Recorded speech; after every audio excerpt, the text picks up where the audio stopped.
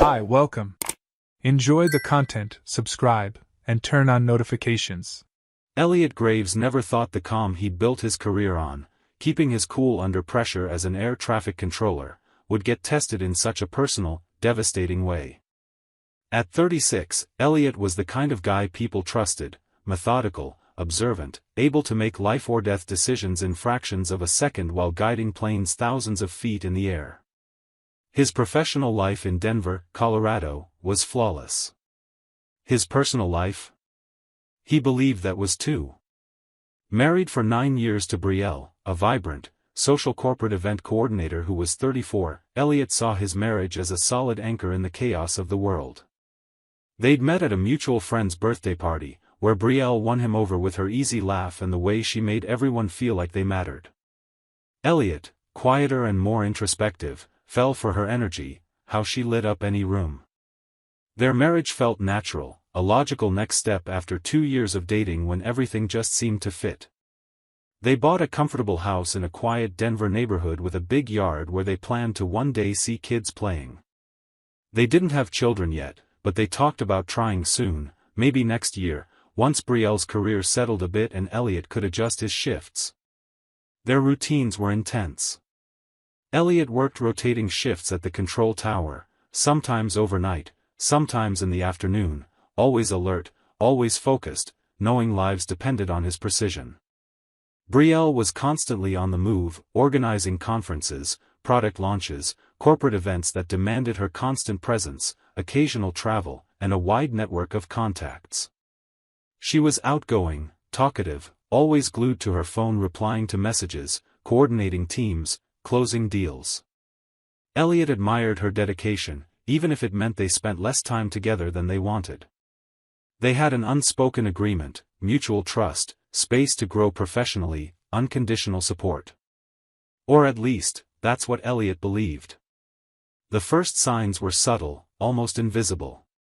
Brielle started staying at the office later more often, getting home after 10, exhausted but always with a ready excuse. An event ran long, a last-minute meeting with a demanding client, a technical issue she had to fix in person. Elliot never questioned it. He trusted her completely and understood the demands of a high-pressure job. Then came the trips. Brielle had always traveled occasionally for events outside Denver, but in the past few weeks, the trips had become more frequent. An event in Boulder, a conference in Colorado Springs, a launch in Fort Collins. Always nearby, day trips, but keeping her away from home. Elliot also started noticing Brielle was different, more distant emotionally, less interested in deep conversations, always distracted by her phone even when they were eating dinner together. She smiled at her screen in a way Elliot hadn't seen in a long time when she looked at him. When he asked, she gave vague answers about funny work group memes or a friend sharing gossip. Elliot wanted to believe her, but a growing unease started gnawing at his peace. The turning point came on a Friday in October, when autumn had painted the trees gold and red. Elliot was scheduled to work until 5, but a last-minute shift change let him off at 3. He decided to surprise Brielle. He knew she was at the office, finalizing details for a big event coming up next week, and thought he'd pick her up early and take her to that Italian restaurant she loved, maybe reignite the connection he felt slipping away. Elliot got in his car, drove to the commercial building where Brielle's event company was located, found a spot on the street, and took the elevator up to the 10th floor. The receptionist, a friendly young woman who recognized him, greeted him with a smile. "Hi, Elliot. Looking for Brielle?" He nodded. The receptionist frowned. "Oh, she left over an hour ago. Said she had an off-site meeting." Elliot felt a knot form in his stomach. Brielle had texted him just 2 hours earlier saying she'd be working until 8. Why lie? Elliot went back down to his car, heart pounding, trying to rationalize. Maybe she'd gone to an off-site meeting and forgot to update him. Maybe her phone died. But the unease wouldn't let go. Then he remembered, they shared car GPS access, a safety feature they'd set up years ago in case either of them ever needed help in an emergency. Elliot pulled out his phone, opened the tracking app, and checked Brielle's location. The red dot was blinking at an address on the outskirts of Denver, near the industrial area. Elliot zoomed in and recognized the name, the Summit View Hotel, a discreet, modern place popular with business travelers. He clicked through the location history and felt the ground vanish beneath him. The same hotel had appeared repeatedly over the past few weeks, always on Wednesdays and Fridays, always in the afternoon. Elliot didn't think. He just acted. He started the car and drove to the hotel, a 20-minute trip that felt like forever. His mind spun, searching for some innocent explanation, but deep down, he already knew. Elliot parked beside Brielle's car, a white SUV he'd helped her pick out 2 years ago. His stomach churned. He walked into the hotel lobby, a sleek space with soft lighting and minimalist furniture. He approached the front desk, where a young attendant greeted him. Elliot switched into his professional mode, the calm he used when handling critical situations in the tower. "Good afternoon. My wife, Brielle Graves, made a reservation here today. She asked me to meet her, but I forgot the room number. Could you help?" The attendant hesitated, checked the system. "Ah, yes, Mr. Graves. Room 312. But I need to confirm with the guest first." Elliot didn't wait. "Thanks. That's all I needed." He turned and walked straight toward the elevators, ignoring the attendant's polite protests. He took the elevator to the 3rd floor, heart hammering, palms sweating. Room 312 was at the end of a quiet hallway. He stopped in front of the door, took a deep breath, and knocked. Footsteps on the other side. The door opened, and a stranger stood there, wrapped in nothing but a towel around his waist. He looked about 40, dark hair slicked back, still damp, confused. "Yeah? Can I help you?" Elliot didn't answer. His eyes moved past the man, into the room, where he saw Brielle sitting on the edge of the bed, wearing a white hotel robe, hair messy, face pale as paper. She saw him and froze, eyes wide with pure terror. "Elliot," the man turned, understood, and stepped back. "Look, man, I can explain." Elliot cut him off with a look so cold it made junior controllers in the tower flinch. "You don't need to." He turned back to Brielle, who was now standing, hands shaking. "Get dressed. We're going home." His voice was low, controlled, but there was a chill in it that made Brielle swallow hard. She nodded, grabbed her clothes from the floor, and rushed into the bathroom. The man, still in his towel, tried to speak. "Dude, I'm really sorry, I didn't know she was." Elliot raised a hand, silencing him.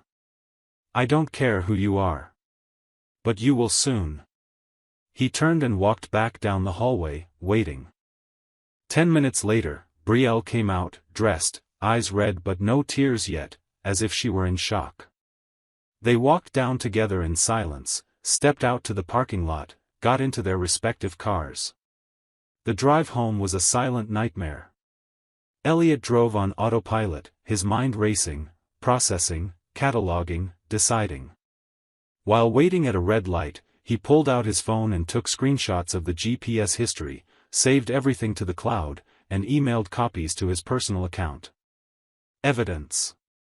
He needed evidence. They got home as the sun was setting, painting the sky orange and pink, a cruel beauty contrasting with the hell inside Elliot. They walked in. Brielle hesitated. Elliot went straight to the kitchen table, opened his laptop, printed out the GPS screenshots showing every visit to the hotel over the past weeks. He laid them all out like he was preparing a briefing. Brielle stood frozen in the kitchen doorway, arms wrapped around herself, looking at her husband with fear and guilt mixed together. Elliot finally looked at her, arms crossed, expression unreadable. "Do you have something to say?" Brielle broke. The tears finally came, pouring out, sobs shaking her body. She stepped forward, reaching for Elliot's arm, but he pulled away. "Elliot, please, let me explain, then explain." His voice was pure ice. Brielle sat down, hands over her face. It was an error. A terrible one. I never meant for this to happen. How many times? Elliot asked, pointing to the printouts. Count. How many times did you go to that hotel? Brielle sniffled, wiped her face. I don't know. Some. 8, maybe 10. 10 times isn't an error, Brielle. 10 times is a choice. A choice you made over and over. He leaned forward, hands on the table. Who is he? Greg Townsend. He provides AV equipment for events. We started working together in June, and he was attentive, funny, made me laugh, and that justifies it? Elliot's voice rose for the first time. That justifies you cheating on me? Lying to my face every single day? Brielle cried harder. No. It doesn't justify anything. I felt alone, Elliot.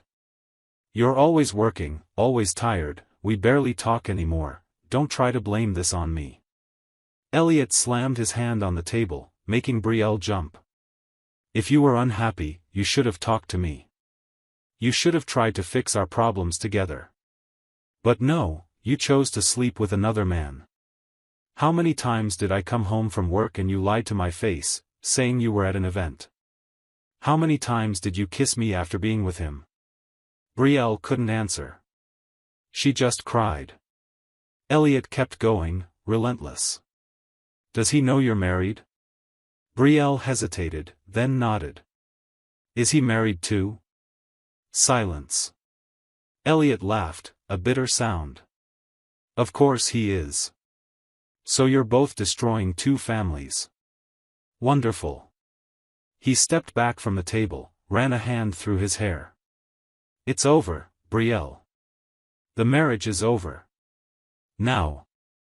No. Brielle stood up, desperate. Please, Elliot, we can fix this. I'll end it with him, I'll go to therapy, I'll do anything you want, but don't end us like this. You ended us the moment you chose to betray my trust. Elliot stared at her. I trusted you completely. Not once, not ever, did I doubt you. And you threw that away for what? Because he made you laugh? Because I work too much? He shook his head. No. You made this choice because you wanted to. And now you'll live with the consequences. Brielle begged for hours, but Elliot was firm. He told her she could sleep in the guest room that night, but tomorrow she needed to start looking for another place to live. Brielle argued, but she could see there was no turning back. She went upstairs, defeated, while Elliot stayed in the kitchen, staring at the printouts, feeling a mix of anger, sadness, and cold clarity about what he had to do.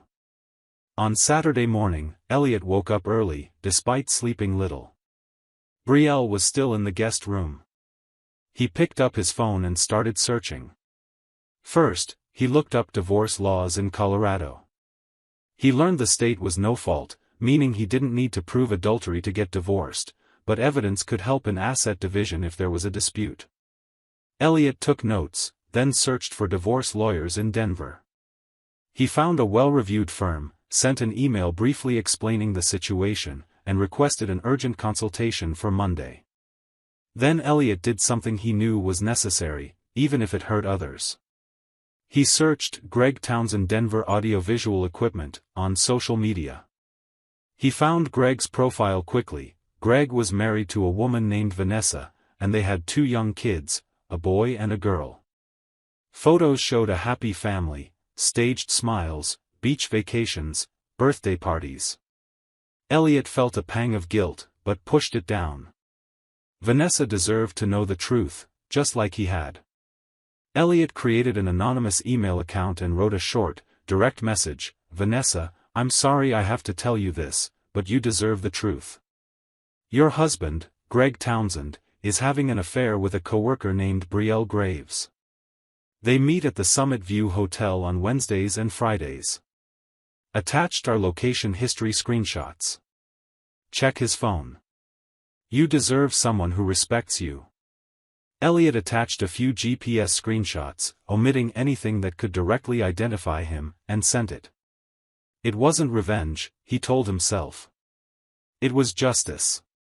Vanessa had a right to know, just like he had. Monday arrived.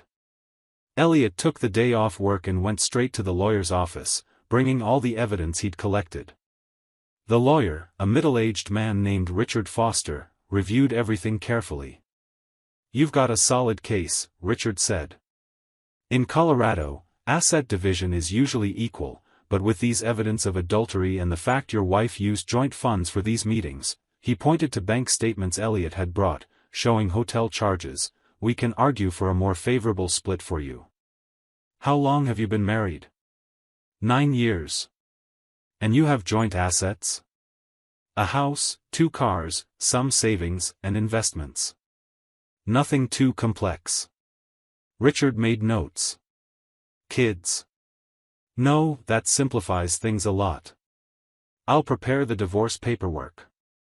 Do you want to try for an amicable settlement first, or go straight to litigation?" Elliot thought for a moment. "I'll talk to her. If she cooperates, we can resolve this faster. But if she doesn't, I'm ready to push forward." Richard nodded. "Fair. I'll get everything ready. You'll have the documents to sign and serve within a week." Meanwhile, the bomb Elliot had planted was exploding in Greg's life. Vanessa got the anonymous email on Sunday night, checked her husband's phone while he slept, and found all the messages with Brielle that Greg had been careless enough not to delete. On Monday morning, she confronted Greg, who tried to deny it, but the evidence was overwhelming. Vanessa kicked Greg out of the house, called a divorce lawyer, and did something Greg didn't expect. She contacted Brielle's company, sending a formal email to HR detailing the affair between Brielle and Greg, a vendor, and how it had destroyed her marriage. She attached proof, including text exchanges where Greg and Brielle mixed business event details with romantic talk, suggesting conflicts of interest and inappropriate conduct. On Tuesday, Brielle was called into an HR meeting. She came home shattered. The company had terminated Greg's contract, banned him from future collaborations, and issued Brielle a formal warning for conduct that compromises the company's image and violates vendor relationship policies. She wasn't fired, but her reputation inside the company was ruined. Colleagues started whispering, judging glances followed her down the halls. Greg, realizing he'd lost not just a key client but others by association as word quietly spread through the industry, blamed Brielle. He called her, furious, saying she'd ruined his life, that Vanessa was fighting for full custody of the kids, that he was losing everything because of her. Brielle tried to defend herself, but Greg hung up and blocked her number. The whole thing ended as fast as it started, but the wreckage remained. When Elliot handed Brielle the divorce papers on Wednesday, she was completely broken. She didn't fight.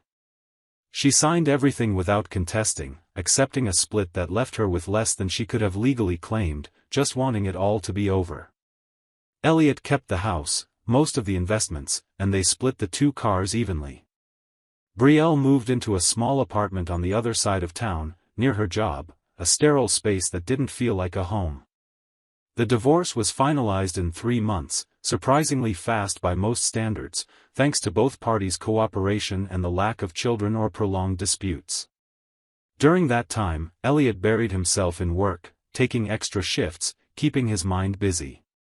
He avoided thinking about Brielle, blocked her on every social platform, deleted photos, stored memories in boxes in the attic he never opened again.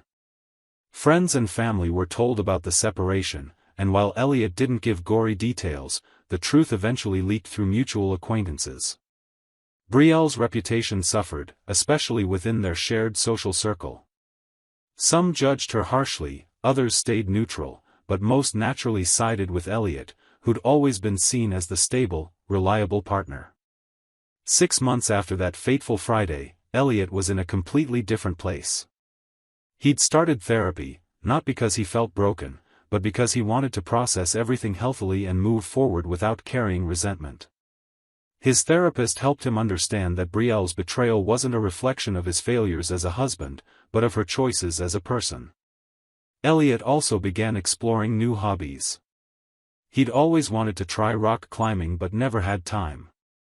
He signed up for an indoor climbing gym in Denver and discovered he loved the physical and mental challenge, the need for total focus that quieted his restless mind.